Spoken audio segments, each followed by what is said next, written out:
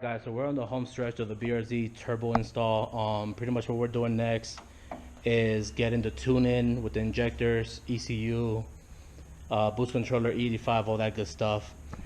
So pretty much what I'm doing on Ash's car is I'm giving him my ECU out of my car, which I already taken out last night. And yes, it was a pain in the butt because the roll cage does get in the way drastically. And I'm hoping I don't have the same issue with Ash's car. Even though he does have a roll cage, I'm hoping I can probably get a little bit more access than what mine gave me. We'll find out. In any case, it wouldn't be as big of a headache on a car that doesn't have a roll cage, so just keep that in mind. We have the ECU out of my car. We have all 4 of the injectors plus their spacers for the fuel rails. We have the 3-bar map sensor that we're going to put on the intake. The tank already has the 85. The battery's already been disconnected, and the boost controller's already on the turbo, so we're good there. And then the final step of the process is going to be this.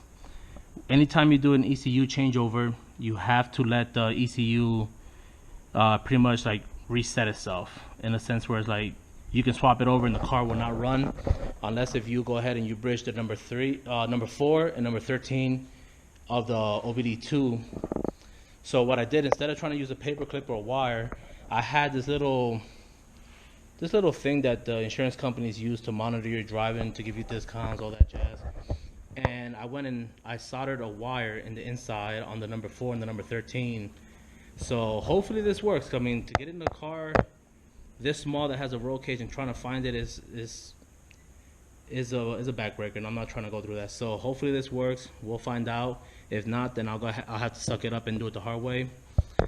So yeah, so this is gonna be pretty much like a step-by-step on the ECU for anybody that's planning on doing it, and it could work for the BRZ and the FRS all the same.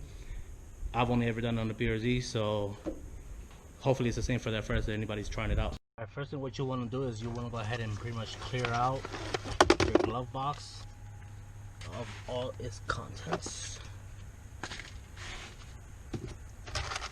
Zip ties, a drifter's best friend. Just normal.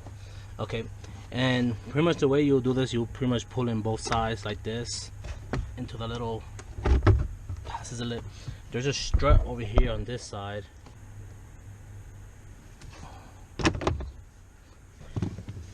The strut just holds it up, and the glove box is removed. Alright, the next step, you want to go ahead and remove this side panel right here, pretty much like with a thin flat tip, or if you have any of those, forget the terminology of them, but they're like pretty much for removing plastics inside of cars or whatever, for like auto body stuff. If you have any of those will be pretty useful in this case too.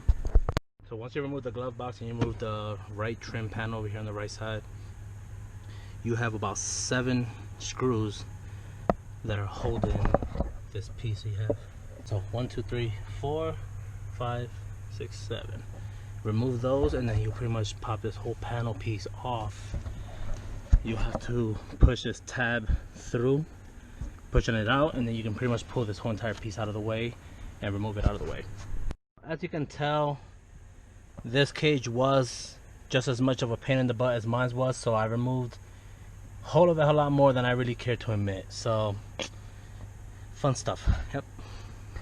So the next step will pretty much be is to undo these 2 10mm bolts, move this ECU out of the way, and then pretty much right behind that is where the ECU that we're swapping out is, and I'll show you that in a minute.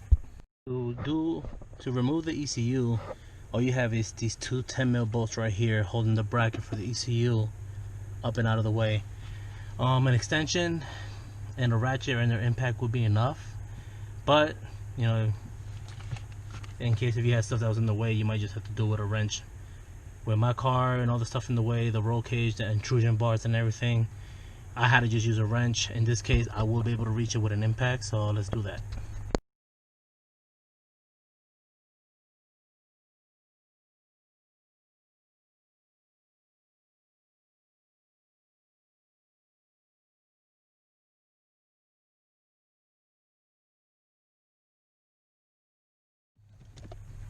Alright, once the ECU is pretty much loose and ready to come out, you're going to have to start rotating it forward or downward, whichever direction this is, but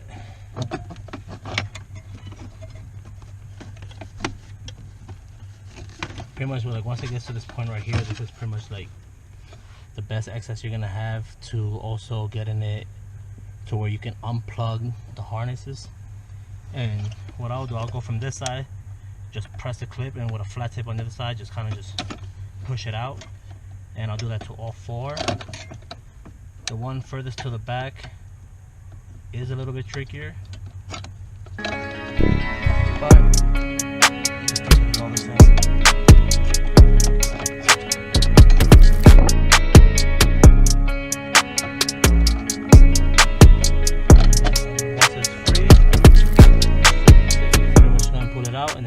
We'll change this bracket and put it on the ECU that we're replacing it with, and then just pretty much repeat the install process but in reverse of how we took it off.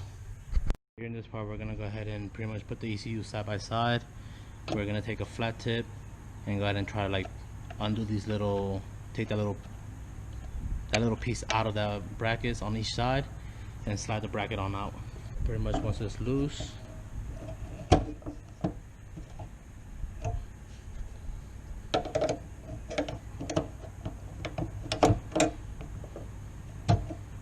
pop it right out and put it right onto the new one. New, replacement, whichever.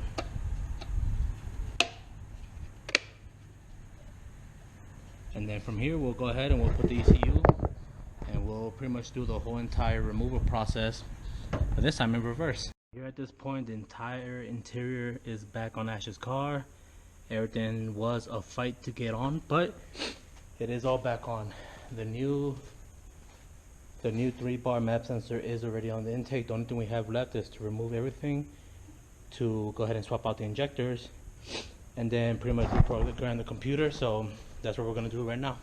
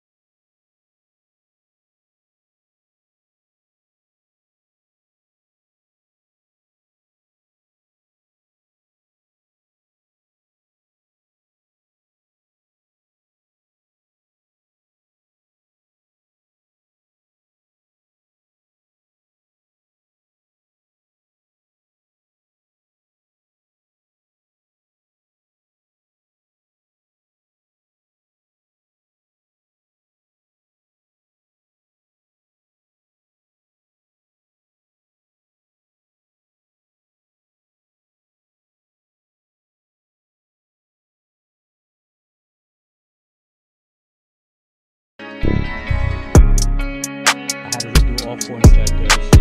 I found out that the back 2 pretty much on both sides were leaking. This side just had to be cleaned up a little bit. This side is still broke. So I went and replaced that, checked everything, pressurized, put everything back. But these 2 jumper things that I made didn't really seem to work. But now I'm kind of like excited about that. Okay, so that check engine light blinking like that is pretty much saying we're good to go. All we gotta do is just pretty much wait for 30 minutes to start it now.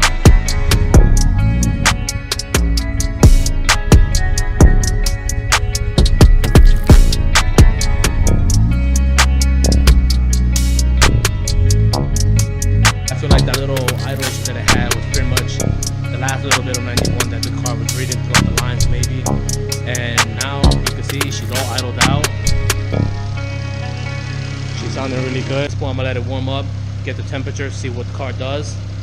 I'm also checking for fuel.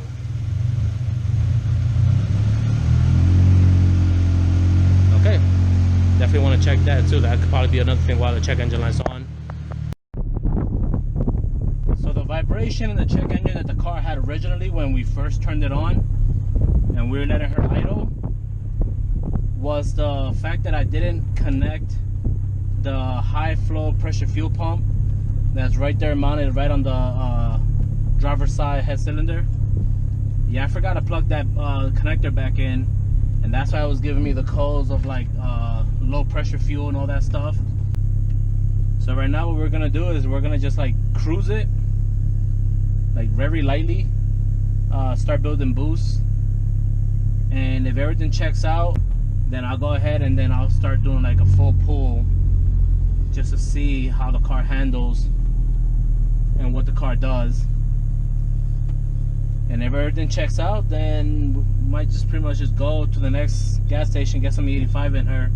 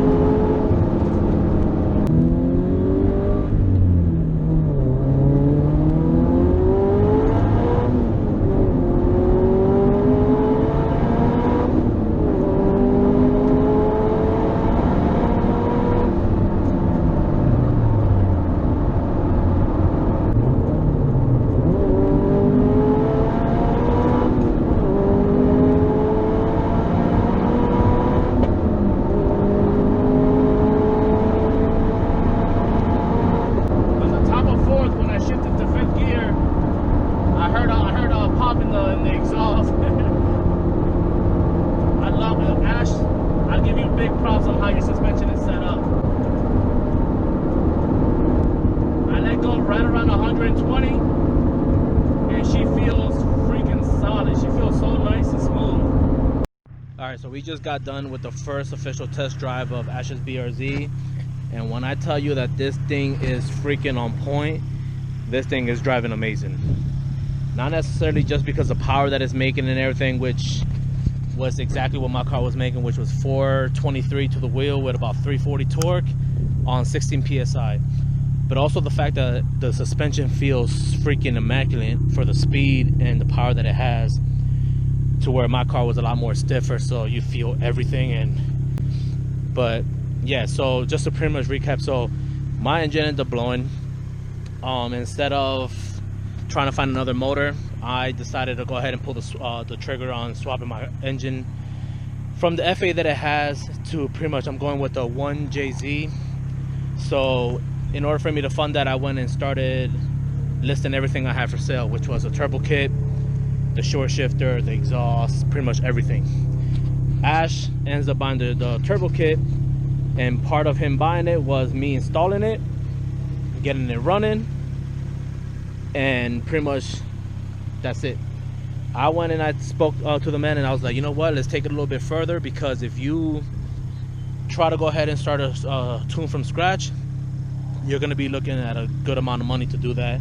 So I was like, why not just go ahead and pick up my ECU, my injectors, and I'll install everything as well while I have your car, so that way you'll be pretty much already ready to go, and it'll be a hell of a lot cheaper to go ahead and detune the car as opposed to starting a tune from scratch and dyno and all that crap.